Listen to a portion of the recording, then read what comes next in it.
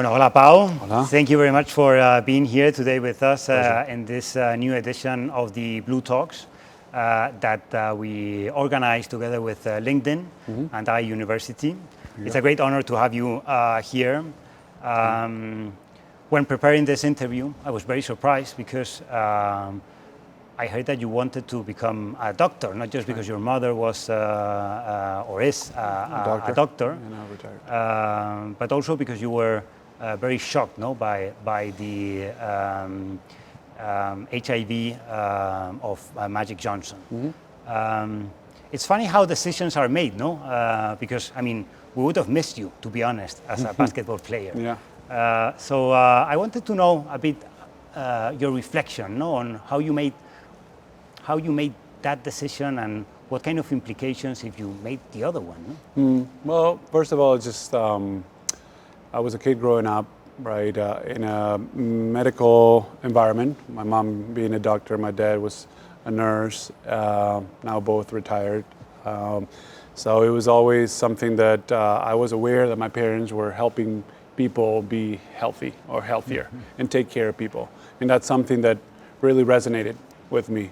And then when I was 11 years old, and Magic, obviously I was a big already basketball fan and a kid that loved playing basketball. My parents also played basketball at amateur level. But I heard Magic Johnson HIV positive. I'm like, what's going on, right? As an 11-year-old, at the time, my understanding was that was a death sentence. One of the biggest basketball icons, sports figures in the world, was just announced or had announced that he was going to die soon. That was how I processed it. It was like, okay, I want to go into the medical field and be able to do something about this. That was kind of my reaction.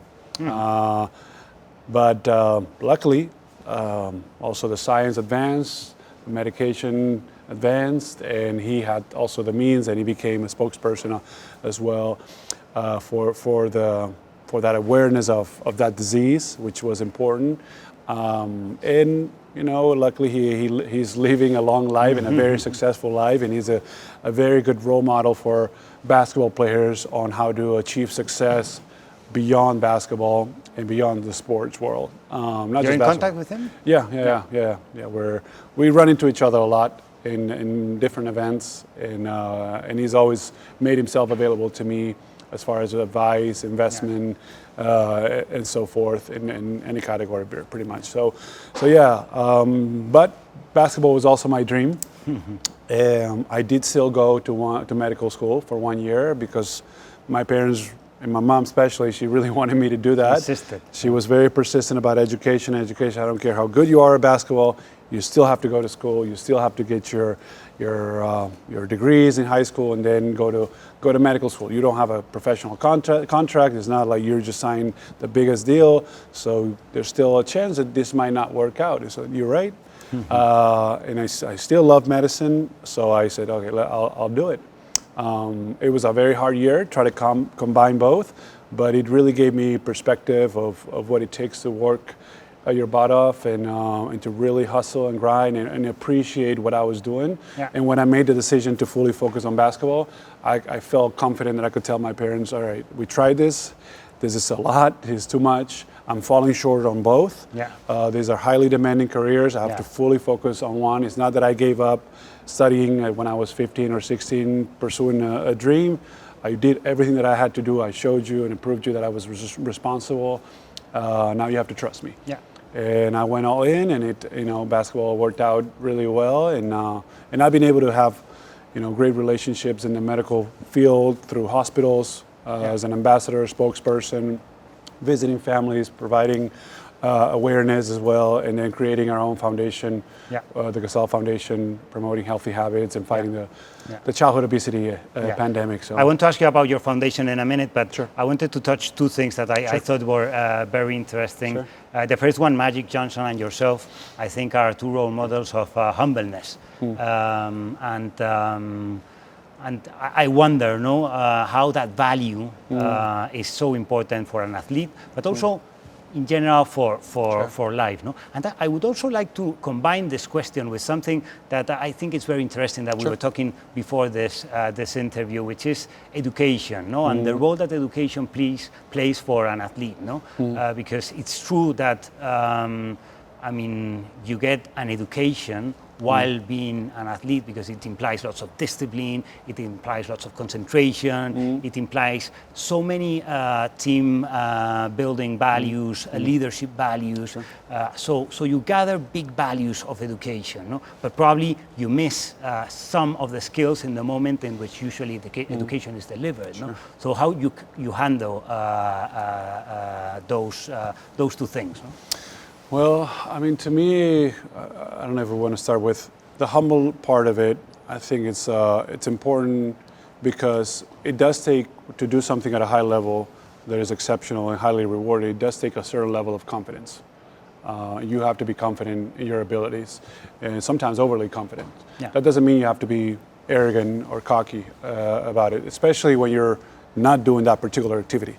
So outside of your job, outside of the basketball court, you know, you're a human being, you're lucky to do something that you love, that is highly rewarded and that you enjoy, you love, but it's tricky because once you get, you know, all this recognition, all this fame and popularity, it's hard to stay grounded, but you have to find ways. Again, hopefully first you had a good education to provide that foundation for yourself, but a lot of the athletes don't have that either. They come from difficult backgrounds, from tough households, so it's challenging. It's not a given. So then you have to, again, find sources, whether they're mentors, whether there's activities that provide you with perspective in life, that, hey, you're playing basketball, it's great, you're succeeding, fantastic, good for you. You still be thankful. Down to earth. Be down to earth, you know, have perspective, because at some point that's going to end too. And you cannot fall in love with success and flash and popularity. That's gonna go by.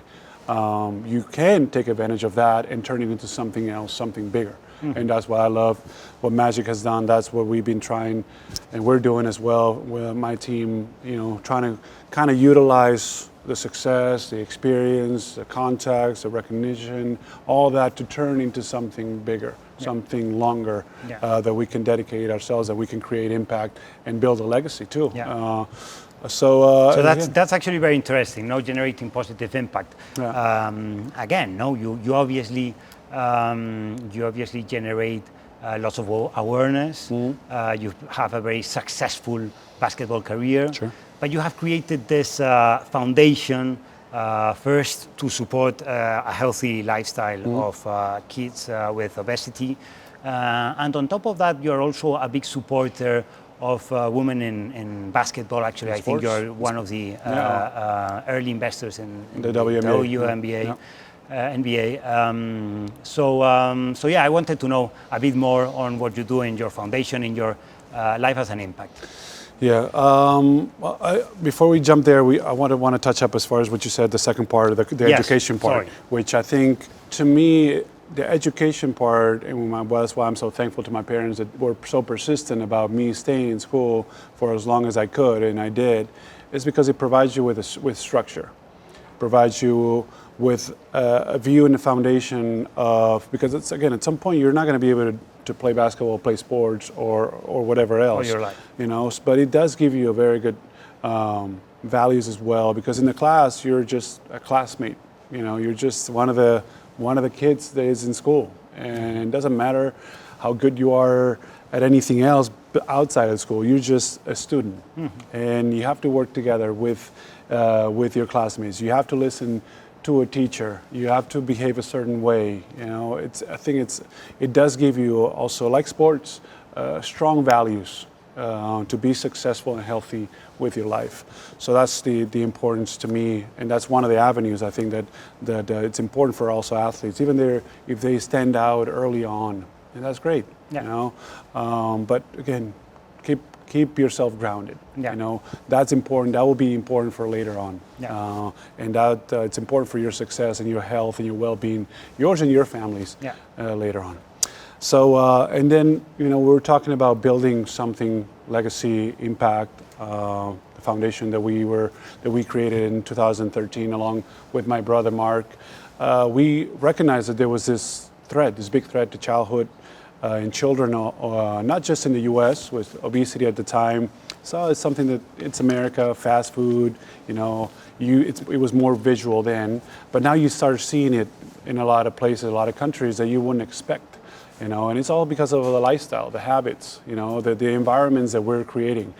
It is a factor that is very related to socioeconomic status. So the families in status of vulnerability, poverty, they suffer it more. But what we're trying to do is really, provide programs, knowledge, a network of information and resources to prevent that. We're not trying to treat obesity. That's hard to do. And it's very hard to turn it back or turn it around once you get to a certain state, especially if you're an adult. Yeah. As a kid, you still have a chance, right? So that's something that we wanted to focus on as far as our impact, transforming our success as athletes into something much bigger. Yeah. Being spokespeople. Spokesperson, speakers for this cause for children. It's something that has been just growing so dramatically. So that's one of the avenues. And then as far as the investment goes, we've created this kind of umbrella, which we now call Gasol 16 Ventures, and we just invest in sports, health and wellness, and then companies that come out of Spain that we want to get involved with and help and support throughout their journeys as well and be part of their growth. Yeah. So all these things kind of come into play, and it's been great. At the end of the day, it's just adding something different and teaming up. Yeah, and I mean, I guess obviously there's some things in which philanthropy is very impactful, but I'm very convinced that through entrepreneurship, through generating value, you're able to make a greater impact, no? And that's why I also believe that your path through this venture that you're launching is a very interesting one, no? Because first it allows you also to dive into a professional career, and it allows you to see different sectors, different entrepreneurial opportunities. Yeah. But at the end of the game, it's a life to serve your own purpose, no? Your own ecosystem of different purposes, and I guess through entrepreneurship, you are able to do this, no? But beyond an entrepreneur and sportsman and a philanthropist, you're also quite into art and literature. By the way, I'm a big fan of literature. Publishing my first novel actually in September. Oh, congratulations! So I just wanted to know, how do you feel? What do you feel art and literature can add onto the humanities in general, no? Can add on to the career of a professional sportsman? Yeah, I think really it provides richness to me. It provides roundness to your whole persona and to your life. I think it's really important to, when we're talking about diversity and richness, or it's having appreciation for different things. Yeah. We have such a great world in so many ways. In art and culture, I think to me, it's provided me with a lot of even balance, to balance it all out, and that's something through books and literature. I've read a lot. I like to read a lot. You learn a lot. There are amazing sources of knowledge. So just to have that mindset of growth mindset, it's really important. It's really healthy too. And then the art. Love music, love art, all kinds of different arts, because you appreciate different things, and it's stimulating. To me, it's just stimulating to think about what was that artist thinking, going through that moment to be able to do this. How long has it taken? And because it's a passion, right? It's a commitment. It takes years and years of devotion to master a skill set. Absolutely. It's beautiful. It's inspiring, and that's what we have to, I love to have in my life. I want my kids to also incorporate and have in their life and develop that appreciation, and then the society as well. No, it's. I mean, you're also a writer. You wrote this amazing bestseller, Bajo el Aro, that I think has been very inspiring, no, for many people. Our chair of the International Advisory Board, Pablo Isla, just mentioned, no, that he reread it in this weekend before coming to the South Summit. And to be honest, I mean, as a humble writer, or becoming to be a writer, I really found in writing.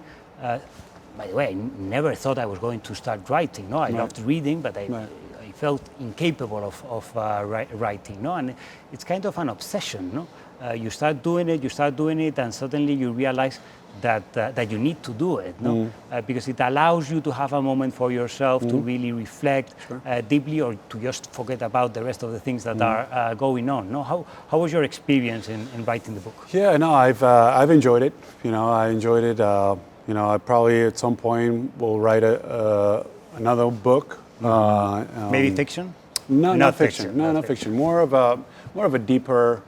Because to me, besides the moment with myself, besides enjoying the process of building something that it's so unique and so personal, to me, it's an opportunity to share. To share something that could be impactful and helpful to someone else's lives, just like so many other books. And not that I haven't read fictional books, which kind of I think provide kind of a change up. And it's also nice to let your mind wander into an imaginary story and stuff like that. And it's entertaining and it's healthy. But to me, it's like, okay, I'm trying to kind of translate or share my experiences, knowledge, life, and be able to impact yours. And that's what I try to accomplish through that, and open up about, you know, different things potentially that, you know, that could be relatable. I think a lot of times athletes are seen as this kind of superheroes or superhumans, that they don't feel the same way, or they don't go through the same stuff, and it's actually, you know, not true, right? And I think people need to also understand, and that's why it's important to share certain things that you have gone through, and now, you know, with the whole thing now, the mental health aspect of professionals, and the importance of it, and that athletes also, or any professional, should be able to feel safe and comfortable saying, hey, I'm going through this, this is hard and I need help, you know, and it's okay to not always try to do it on your own and do it alone and feel like you're alone. So again, I think a book allows you the ability to share stuff, to be able to, you know, be part of your, leave a mark, if you will, and you don't know how many people will read it, but I always say, if you're able to change and impact one person's life, 2 people, 3 people, 5, you know, whatever it is, even if it's a small number, it's already something. It's already meaningful. Absolutely. In his poem, If, Kipling said, and I repeat a lot this quote, failure and success are 2 big imposters. And I think it's something that, I mean, in having this conversation with you, no, afterwards the media obviously magnifies, no, but you can also see through the media that you're someone that that is also aligned with this philosophy. No? And I wanted to finish basically this interview by asking you, no, you're going probably through a major shift in your career after your retirement. By the way, congratulations! That ceremony in which they retired your number from the possibility of others having it was absolutely amazing. But I wanted to ask you, what would you advise to someone that's going through a major shift in their career? You know, reading again, I think that's why it's so important to read and to learn and have that type of approach, because sometimes you hear it, but it's good you constantly see it in different ways and from people that are very knowledgeable and have more experience than you. So I think one of the things one of the many things that in this life are inevitable is change. There will be change. Absolutely. Constant change. You know? And it's how... The only constant is change. Right, It's exactly. Heraclitus, So it's something that you need to, you hear it, but it's actually something that you need to interiorize in a way that things are going to change. Sometimes for the good, sometimes for the worse. life throws you all kinds of stuff. Yeah. You're at our way. Yeah. So expect the unexpected almost in a way, but prepare yourself. Yeah. Prepare yourself, do the right things for the unexpected and for that change. So to me, it's about really understanding that there's going to be ups and downs, that you're going to weather some storms, but to me, it's also about not making excuses. Yeah. You know, I've said one of those things, today might be a rainy day, might be a sunny day. That's not going to influence my ability to come in here and do what I need to do. Absolutely. You know, there's injuries in sports. There's no excuses. Whatever we have going on, whoever's healthy, we're a team. We come together. We don't make excuses. We just go out there and we compete and we do our best. We play for each other. Yeah. You know, and that's powerful. Yeah, That's what something that, and then we gave in everything we had. We lost. We shake somebody's hands. Congratulations. You know, good luck, and we can go back home and sleep nicely. Nice. You know, Yes. even though it does hurt to lose. No one likes to lose, but it happens. And now it's just it's a motivating factor in order to go back tomorrow or after the game. Some players do it, you know, get some shots out and get some work done and get a lift in, you know, because you're upset, and that's okay to be upset. Yeah. But that doesn't mean that you failed. It means that, you know, for whatever reason, and you can look at those reasons. That's why you watch tape, you analyze things objectively and collectively in order to be better and to grow and utilize that moment to make you stronger, make you better for the next challenge, because there will be a next challenge. Absolutely. You know. Absolutely. And when there's no more next challenge, that might probably be that you're not around. Absolutely. You know, but life is challenging. It is change. It is the ability to adapt yourself to a new situation, to always have that capability. Yeah. And one of the things that I forgot to say earlier today, but it's one of the things that it's also important to know, what made you successful until this point might not make you successful from here on out. Yes. So don't fall in love with something that worked really well for you for a long time. But it can change. But it can change. That might not be an asset to you going forward. Yeah. So that's also another important point, that you cannot fall in love with something that has worked. You have to be able to adapt and change, reinvent yourself. Yeah. I must say, by the way, not just in the way that you express, but also in what you say and in Sure. your experience over the years, you would make a great professor. Thank you. So you're invited, as I said before, to come and address our students whenever you're in Madrid. Appreciate it. And again, I want to thank you for your time, for your kindness, for your experience, sharing your experience. Thank you very much. You're very welcome. Thank you. My pleasure. Thank you very much. Thank you. Muchas gracias. De nada. Encantado.